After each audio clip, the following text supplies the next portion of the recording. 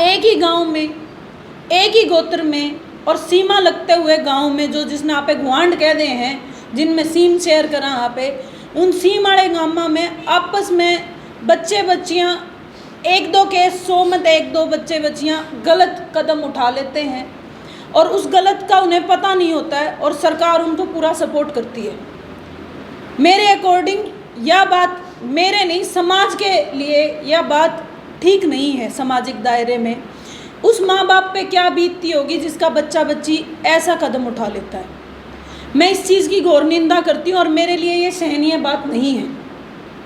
ना मैं ये कह रही हूँ कि जो पीछे ऑनर किलिंग और ये सारी चीज़ें उनको मैं सपोर्ट नहीं करती हूँ, लेकिन मैं इस बात ने भी सपोर्ट नहीं करती कि एक ही गांव में, एक ही गोत्र में और मेरे आसपास के गुआंढ में बच्चे बच्चियां आपस में इस तरीके के कदम उठाएं और सरकार उनको प्रोटेक्शन दे दे के भेज दे।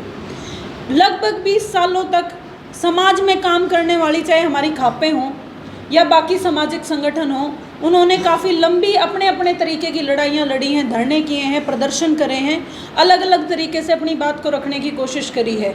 चीज़ बचपन से एक बात देखी है, हमारे समाज में, अपने गांव में, अपने गोत्र में गाम राम हो गया। गाम राम में सारे भाई, चाचे, ताऊ, दादे दादी हैं, बचपन से यही सिखाया गया है। ऐसे ही जो एक गोत्र में हैं वो मेरे या तो भाई भाभी हैं या मेरे चाचे ताऊ हैं या दादे दादी हैं।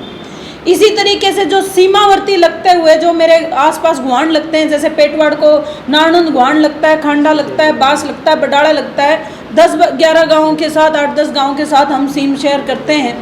उन सीमों में जो हमारे आने जाने हैं, भाई जिसने कह दिया करा न्योंदे निंदार हैं आपस में, वो मेरे चाचे ताऊ हैं।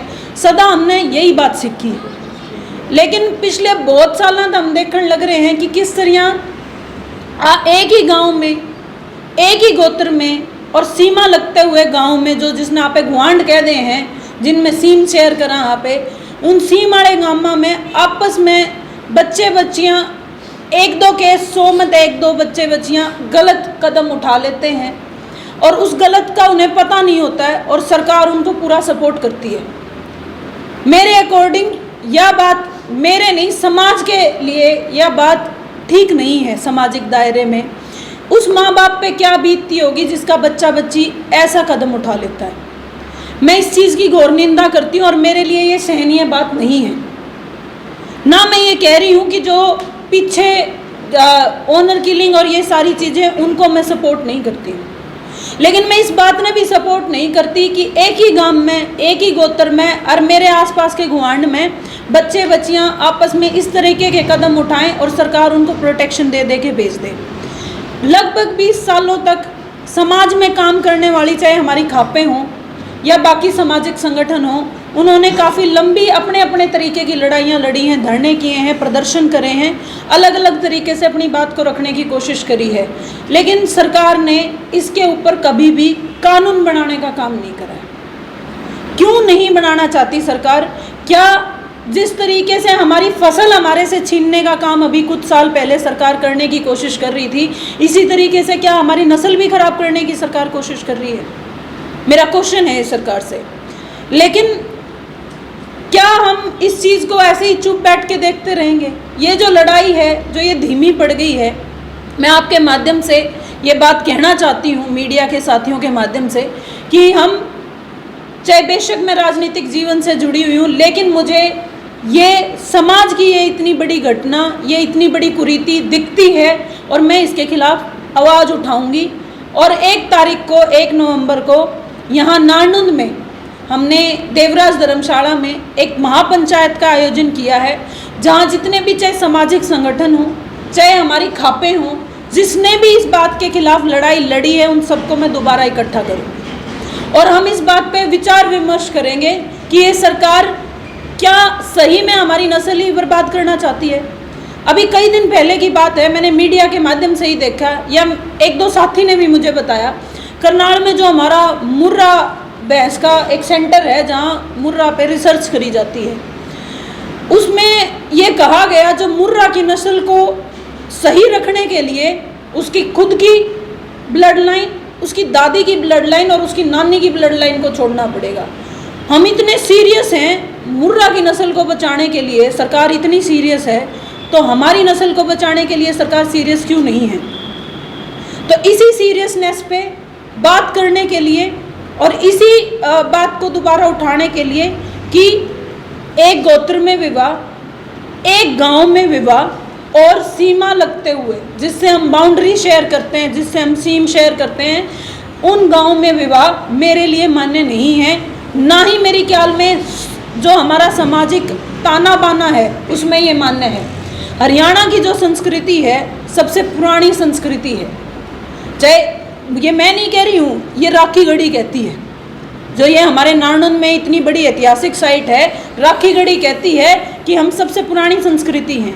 और हमारी सबसे पुरानी संस्कृति इसी सामाजिक ताने बाने पे चली हुई थी, जिसे आज ये सरकार ख़त्म करने का काम कर रही है।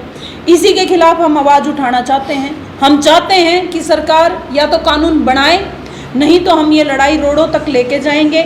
और इस लड़ाई के लिए रूपरेखा तैयार करने के लिए, अपने बड़ों का आशीर्वाद लेने के लिए, उनसे बात विचार विमर्श करने के लिए 1 तारीख को देवराज धर्मशाला में नारनौंद हम एक पंचायत महापंचायत का आयोजन करने जा रहे हैं।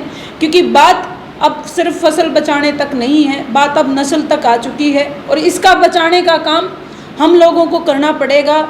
सिर्फ महज बात वोट मांगने की नहीं है। मेरे लिए वोट मायने नहीं रखते हैं, मेरे लिए मेरी संस्कृति, मेरी नस्ल मायने रखती है। तो जब तक हरियाणा की संस्कृति नहीं बचेगी तो हरियाणा भी नहीं बचेगा। इसीलिए हमने 1 नवंबर को ये हरियाणा दिवस के दिन ही ये महापंचायत का आयोजन किया है। इससे रिलेटेड आप जो भी मेरे से क्वेश्चन करना चाहते हैं आप लोग कर सकते हैं। जी ये बताइए, इसमें खाप जो पंचायतें, पूरे प्रदेशी खाप पंचायतें बहुत बड़ा आंदोलन कर चुकी हैं, लेकिन सरकार ने उनकी नहीं चुकी, तो आप सरकार को कैसे झुकाओगे? सरकार तो ये कह रही थी संदीप सिंह के मामले में भी नहीं झुकेगी, लेकिन कोर्ट ने ये काम किया कि संदीप सिंह को दोषी बताया है।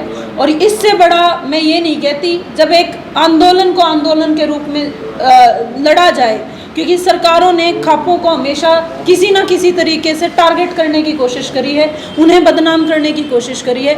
जब अगर आम आदमी ये लड़ाई, मेरे जैसा आम आदमी, आम बच्चा जो आम घर से आता है, हम लोग ये लड़ाई लड़ना शुरू कर देंगे, क्या तब भी सरकार ये कहेगी कि हम लोग महज खापों तक हैं?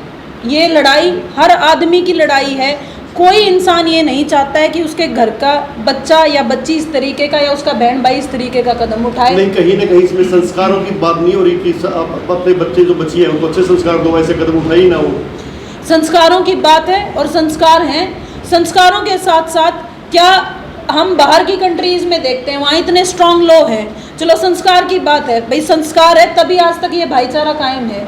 संस्कार नहीं होता तो ये भाईचारा सरकार ने तो बहुत पहले ही ख़त्म कर देना था।